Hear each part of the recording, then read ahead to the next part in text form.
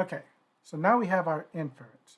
What do we do with it? How do we get it to use what it learned into our footage? Well, come up here, grab our footage, paste it in. All right, so there's our footage. Let's go ahead and go back to frame 1, attach our inference. Let's view it, and these should disappear.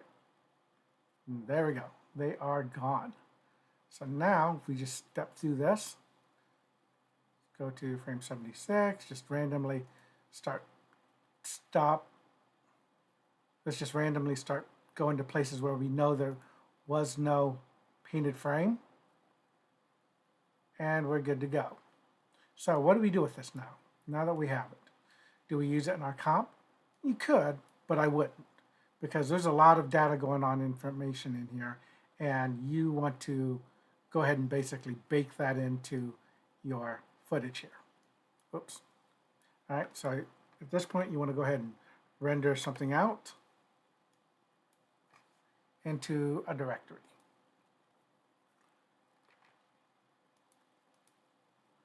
Okay, just call it fixed frames, or whatever you want to call it.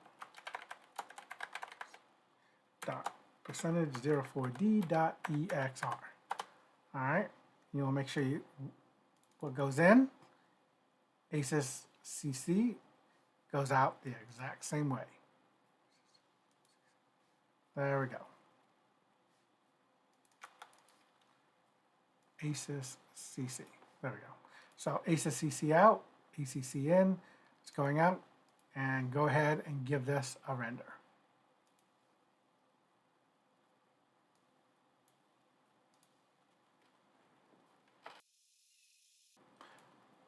Okay, so while this is rendering, let's go take a look what exactly is going on in this inference, this .cat file, whatever that is. Let's go figure that out. So let's go ahead and go to this directory.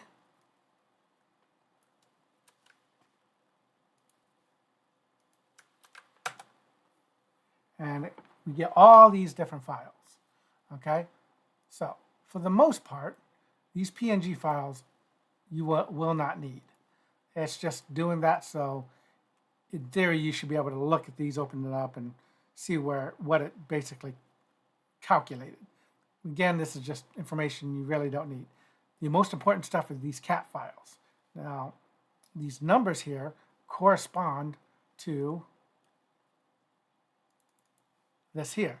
So the contact sheet intervals is every 100 frames, and checkpoint intervals is every 1,000 frames. So that means every 1,000 frames, there will be a cat file. All right, so let's go ahead and change this to by type so we can actually see the cat file. So 1,000, 200, 3,000, sorry, 1,000, 2,000, 3,000, 4,000, 5,000, all the way up to, looks like 33,000.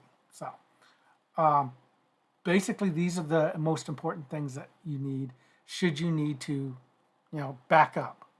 These not so much, these PMGs.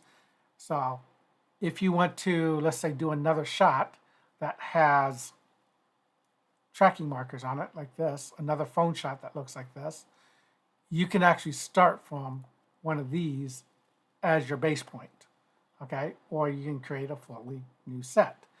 But you don't have to pull in this latest one. You can actually pull in any one of these cat files and it will actually erase your tracking markers, but in different degrees.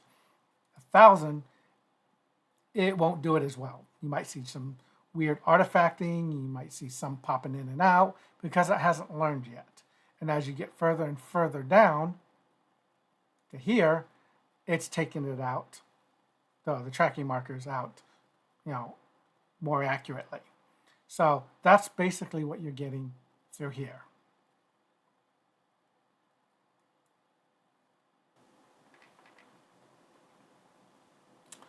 Okay, now that we've rendered this out, let's go ahead and take a gander at this. 86 looks good. And there we go. Our tracking markers are removed.